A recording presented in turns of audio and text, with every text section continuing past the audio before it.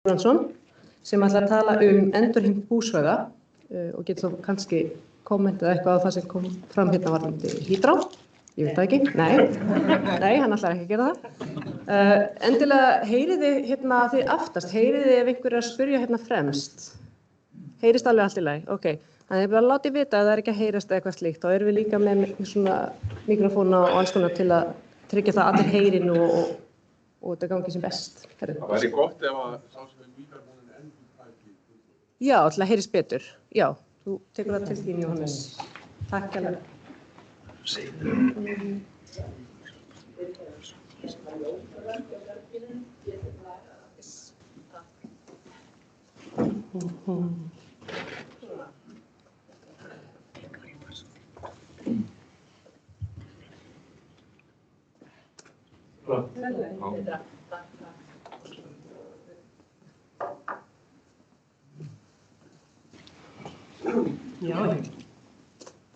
Ég var beðin að tala eitthvað hérna. Ég ætla að tala eitthvað. Ákvað að bæta inn verndun við endurheimtina. Því það er náttúrulega stór hluti af því sem maður vil gera. Það er að vernda búsvæði sem eru til staðar. Og hérna bara 2 dæmi hugsanleg vandamál fyrir fiska. Þess að hvernig er búið að hafa áhrif á göngur þeirra upp ár með einhverjum manngerðum hindrunum.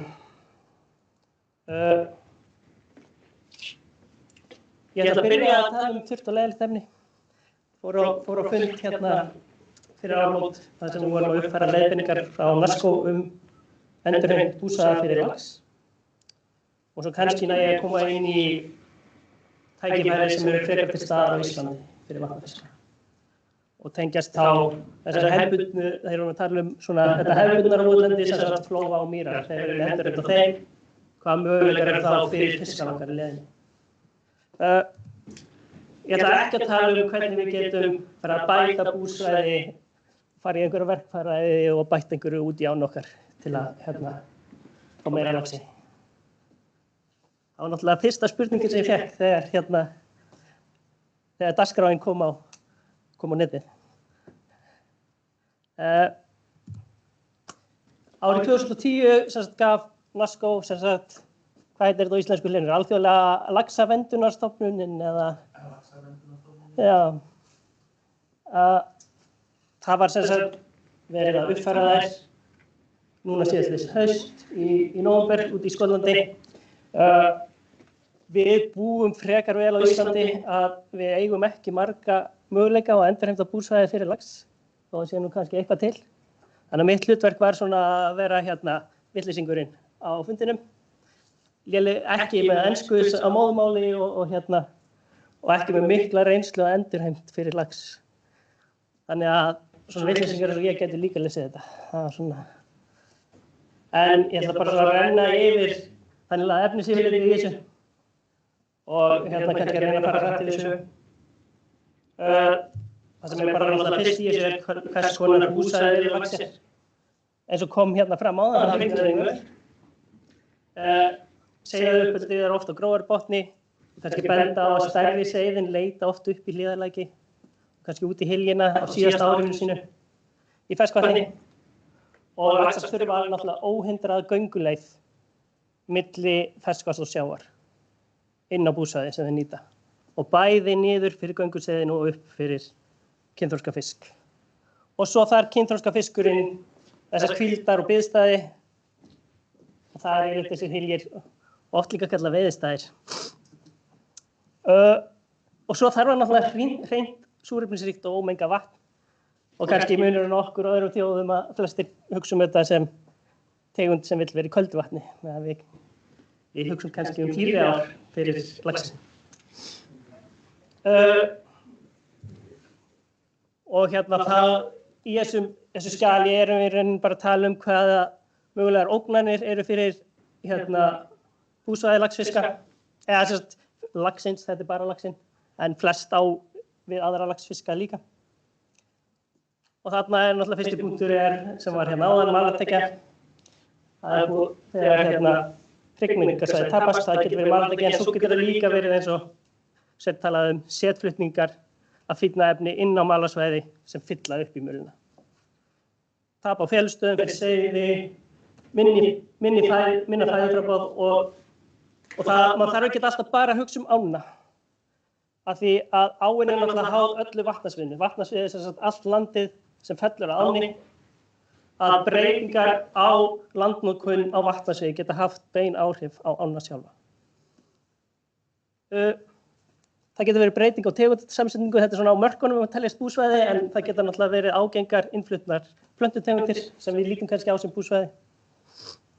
Gönguhindranir sem er kannski mestum mjög mikli möguleikar og aðgerðir sem eru þannig ódýrar en geta skilað miklum árangri. Þegar við höfum gert stíflur eða ræsi sem eru að skera á gönguleiðir. Og svo er þetta sem við hefum aðeins verið að leika okkur í breytingar á formfræði og setningum. Þegar við erum að beina áum í nýjan farveg, gera varnargarða. Yfir bakkavarnir geta verið hluti að endurheimt, en ef við ætlum að gera bakkavörn hérna megin, svo hinn megin, þannig að þá þrengir við farveginn og í rauninni styttir hann líka. Þannig að það er þessi áhrif sem Sveinn Kári var að tala en svo er þetta líka bara minna flatarmál.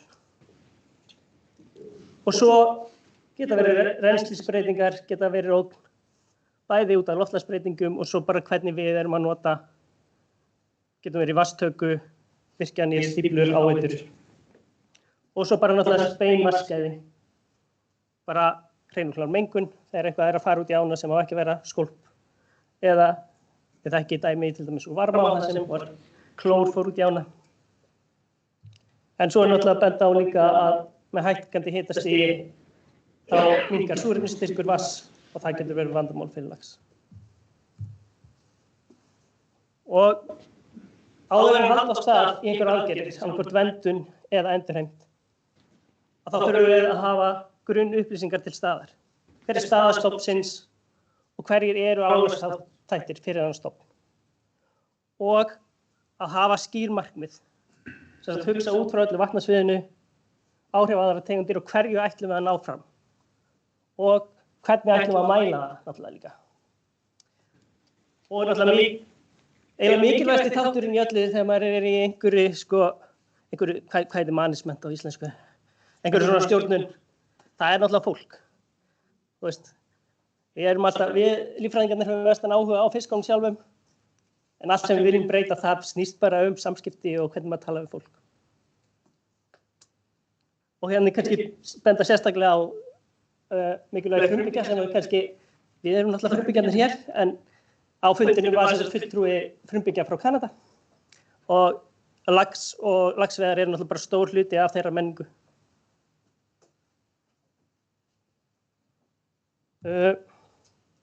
Kannski verndun, það eru bara tveir mismunandi þættir á verndun.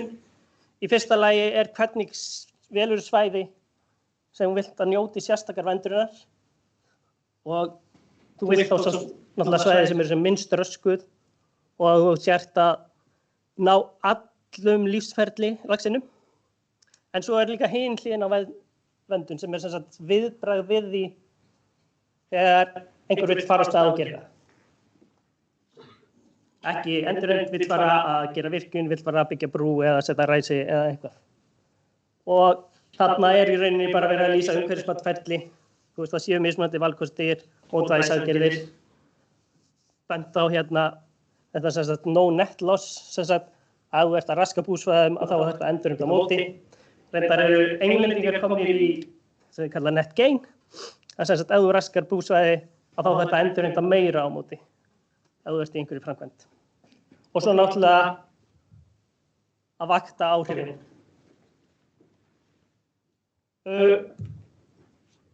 Stærsti kaflinn í þessum leiðbeiningum er náttúrulega endurheimtana sjálfa. Og það er fyrsti kaflinn ég ákvað að fara ekkert yfir hann. En það er bara bent á alla þessa álagsþætti eða ógnanir sem ég talaði áðan. Hvernig er hægt, hvaða aðgerð er hægt að grípa til á móti þeim. Þú veist, ef að er búið að gera varnargarða báðum megin að þá er bara að færa það út og endurmóta farveginn. En svo eru mismunandi nálganir, það er í rauninni þessi óbeina eða passífa endurheimt. Að þú veist, staðinn fyrir, til dæmis ef við tökum dæmið, að það séu komin í varnargarða báðum megin, að við færum það út, en við förum í rauninni ekki í að móta farveginn upp á nýtt og bugðan, heldur leyfum við bara ánni og setja að gera það sjálf. Þess að svona rauninni lítil verkfræði á bakvið það. En svo þessi virka endurheimt þar sem við erum bara að reyna að fá búsvæðin sem næst því sem við voru áður og þarna erum við kannski virkari í því sem við erum að gera. Svo þetta, við vorum ekki alveg sammála öll hvort við ættum að hafa þetta inni sko. Bæting búsvæða, ég vildi bara líta á endurheimt sem skal. Þú ert að ná 100%, þú ert að ná 60%, þú ert að ná 40% endurheimt. En þetta er sem sagt þetta gráa svæði. Sem sagt, þú ert ekki að ná öllu tilbaka. Þú áin er ennþá í þröngum farvegi en þú ert að reyna að setja eitthvað inn í til að bæta búsvæði. Bæta með grjóti eða einhverju slíku. Fiskvegir framhjá virkjanum er til dæmis dæmi slíkt. Þú ert ekki að fara að fjarlægja virkjunina en þú ert að gera fiskinum kleift að komast framhjá.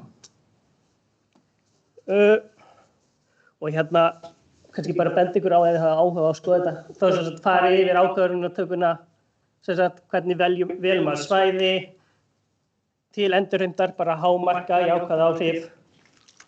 Og það sem kemur í öllum köflum er sem sagt virk þátttaka og samráð hagaðila. Sem sagt allir sem að hvað fólk skiptir miklu máli. Og í rauninni setja fram mögulegar aðgerðir, ekki endilega bara einn kost og hafa samráð við hagaðilega það, hvernig við veljum. Og náttúrulega líka fjölbreytileika aðrar tegundir. Við séum ekki að bæta búsvæði fyrir laxinn en hafa slæm áhrif á aðrar tegundir sem gætu hugsanlega verið í útrýmingarhættu. Svo er bara haldið áfram hönnun á aðgerðunum og það er alltaf fyrsti punkturinn í þessum leiðbeiningum er alltaf samráð við hagaðila. Og líka bara og sem sagt þegar við erum komin inn í tæknilega lausnir þá erum við farin að kalla inn verkfræðingarnar og annað að fá tekníkar og slíkt og passa upp á alla leyfi og samningar og slíkt. Og svo þegar það kemur að framkvæmdinni sjálfri, passa líka upp á peningana, að það fjármálaáætlanir séu raunsæðir og hafa alla skilmála á hreinu. Og svo síðast það er þetta 7. kafli sem ég ætla ekki að tala um, það er svona annað sem er gott að hafa í huga. En næst síðasti kaflinn er bara vöktun og mat á árangri. Það er áður ferð á stað, það er verið búið til áætlun hvernig ætla ég að meta árangurinn af þessum aðgerðum sem ég er að gera. Yfirleitt ertu að nota skattfé eða eitthvað slíkt, peninga frá almenningi, að þú sért að nýta þetta rétt og getur sýnt fram á að þetta hafi verið að gagni. Og líka þegar þú ert að vakta að hafa í huga alltaf lífsferðin á laxinum og bara vistfræðileg ferli að þau geta tekið tíma að koma tilbaka. Og kannski náttúrulega bara alltaf að við séum með gögn fyrir til að bera saman með. Sem sagt áður en farið í aðgerði hvernig er ástandið. Kannski eitt dæmi laxastofna að lax var nánast útdauður í Danmörku og þá sérstaklega í Skjern. Eða Skjern var svona í rauninni eina sem var eftir. Sem sagt síðustu aldamót. En það var sem sagt, það voru seiðasleppingar í Skjern og það var ekki endilega verið að nota heimastofninn. Það var alls konar bland. En svo sem sagt byrjuðu þeir að gera erfðarannsóknir og sáu að hann var enn til staðar, gátu borið saman við gömul hreistusýni og sýnt fram á danski laxinn er ekki útdauður. Og þeir sem sagt hófu að endurheimta búsvæði. Ég sé á þarna myndina hvernig áin var fyrir, að hún var sem sagt orðin alveg bein. En þeir sem sagt, þetta var rándýrt verkefni, þeir sem sagt tóku sér til og sem sagt mótuðu nýjan farveg og byggu til svona, það er þessi flæði engi neðst í Skjern. sem þeir endurheimtu. Og þetta náttúrulega ekki bara fyrir lax, þetta fyrir alls konar aðra tegundir. Og þeir sem sagt, og þetta ekki eina sem þeir gerðu, þeir hafa verið mikið að fjarlægja stíflur sem ekki lengur í notkun í sem sagt hliðarám og ofar í kerfinu, þetta sem sagt næst ósnum. Og líka verið að sem sagt búa til hrygningarsvæði, verið að setja möl í ána. En þetta 3 myndir af stofnstærð sést. Hérna sem sagt, á þessum tíma voru þeir að byrja hérna endurheimt. Þetta svona, hvernig bendur ykkur skalan, hérna eru 1000 fiskar. Hér svo þegar við komum til 2017 að þá eru 1000 fiskar hér, sko. Að það var gríðarlegt stökk hérna eftir að endurheimt hófst. Og hérna sem sagt síðustu ár að þetta hefur svona verið að ná einhver jafnvægi, en kannski, aðeins minna. Það er skemmtilegt hvernig þeir meta þetta. Þeir fara sem sagt, þetta er ekki á hverju ári hérna, matið á stofnstærð. Þeir fara sem sagt og veiða fisk með rafmagni, eins og við gerum fyrir seiðin, nema þeir eru að mikið að 2 og 3 ára fisk úr sjó þarna. Þannig að þetta er einhverju svakar hlunar sem þeir eru að fá. Þess að veiða með rafmagni, merkja, sleppa aftur, fara svo seinna og veiða aftur og sjá endurveiði hlutfallið, svona markri capture tækni.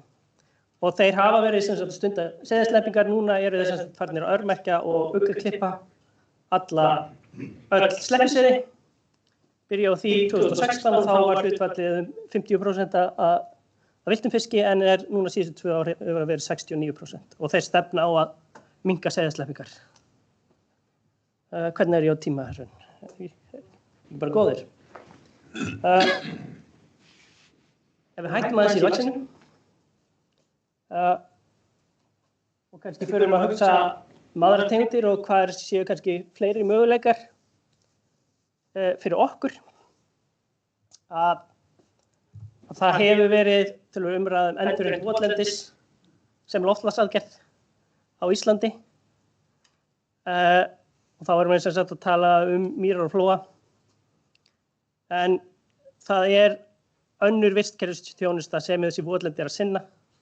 Það líffræðilegur fjölbreytileiki og þar koma fiskarnir inn af því að á þessum svæðum mikið tjarnir, lítil vötn og litla læki sem hefur verið raskað. Votlendi þau síða líka mengun og þau eru líka með gera það verkum að rennsli í ámalækjum mun stöðugra. Þau eru svona bufferar á vatn. Endurheimt hefur gengið fyrir hægt á Íslandi, við erum ennþá að framræsa meira heldur en við erum að endurheimta. Og spurningin getum við kannski bara nota fiska sem hvata? Af því að, já, eins og ég sagði, það víða sem að vötn hafa verið bara ræst fram og þurrkuð og lækjarfarvegi líka verið raskað. Og þá erum við meira að hugsa þessar 2 tegundir. Hugsanlega bleiku líka þar sem við erum með lindasvæði nálægt. Votlendi án lindasvæða eiginlega heitt orðið fyrir bleikjuna þó að það hafi verið nýtilegt fyrir náður og kannski bara benda á í lífsferlinum fyrir urriðan aftur hérna mölin að hrygningin hjá urriða eða sjóbirting sama tegundin í straumvatni. Þeir eru ekki að hrygna í vötnunum. En ég veit ekki hvort þið sjáið vel þetta kort hérna, bara mikilvægi farsins hjá áli. Hann að hrygna hérna í Þanghafinu sem hérna suður við Flórída og svo berast seiðin þessi hérna, þetta lirfustig með Golfstrauminum til okkar tilbaka. Og áll núna komin á válista yfir tegundir í útrýmingarhættu. En var náttúrulega mikilvæg nytjategund í Evrópu. Kannski ekki svo mikið hjá okkur, en hérna hefur verið það. Ég hef aðeins verið að púta í verkefni með Land og skóg og fuglavernd, þar sem við verið að kortleggja möguleika á mýrunum. Þarna svona smá kortlegging hjá okkur. kannski ef ég seti þetta kannski flestir sem hugsa lax hérna inni. Hérna Álftá sem hérna Álftámýrum, þessi, og hérna megin Hítará. Og þetta sem sagt svæðið á milli þeirra í gamla Hraunhrepp. Og þarna eru sem sagt 10 vatnasvið og þarna kannski benda hérna á þessi hérna ljósbláu vötn að þetta eru vötn sem hafa verið endurheimt.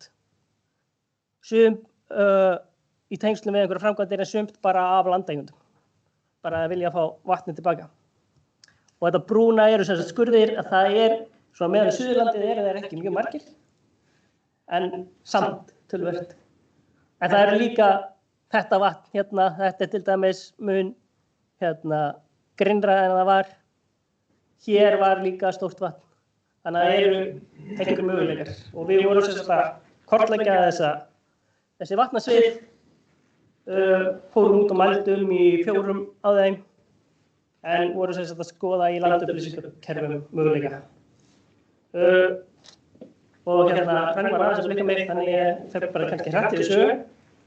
Að við sem sagt byrjuðum að fókusera á lækina og þetta, allir þessi punktar að þar erum við sem sagt að meta botngerð í lækjunum. Reyna að komast að því hvar eru möguleg hrygningarsvæði fyrir hérna urriðann og bara sýna ykkur hvernig þessi lækir líti út. Þeir eru mjög litlir. Þú sér þá ekki hérna fyrir þú labbar og brýtur á því fótinn þegar þú stígur ofan í hann. En þetta eru oft þessi hólbakkalækir. Þeir eru sem sagt mjóra ofan en svo koma þeir víðari fyrir neðan. Hérna þetta Ásgerður Elín, þetta byrjaði sem nemendaverkefni hjá henni, sumarverkefni. Og það geta verið svolítið djúpir, þessi lækir. En sem sagt þegar við kemur neðar í vatnkerfi þá það svolítið breiðari og hérna og dýpri. Stundum getum við séð gömlu farvegina. Sums staðar eru bara fullir af vatni ennþá. En annars staðar hefur tekist að þurrka. Þarna eru komnar allt aðrar tegundir af gróðri, meira þurrlendi.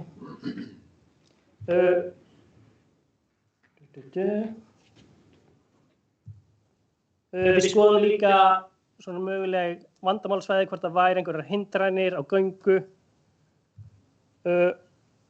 Og við sáum svona svæði, það sem ekki beint hindranir á göngu, en það sem lækur að renna ofan í skurð og hann byrjar að rjúfa hérna jarðveginn og grafa sig lengra upp og eyðileggja meira á búsvæðinu. Hérna til dæmis það sem ég stend og myndin tekin að ekkert af þessu sem sagt var grafið. Þetta bara af mönnum, hann bara lækurinn búinn að grafa sig lengra upp og búa til hérna djúpan hið fullan af leðju sem ekki gott búsvæði. Þarna annað dæmi, þarna sem sagt lækjum að grafa sig upp, en þarna líka komin gönguhindrun fyrir fisk. Og stundum að grafið niður og kletta. Þetta líklega engin gönguhindrun en kannski í litlu vatni getur það verið. Svo hérna eitt dæmi, hérna, hér erum við í rauninni, hér sem sagt fyrir utan myndina vatn sem var endurheimt. Það var sem sagt búin til stífla í skurðinum og veitt svona framhjá henni, útfallinu. Fór þetta tilbaka. Þar myndast svona gönguhindrun og rofstaður.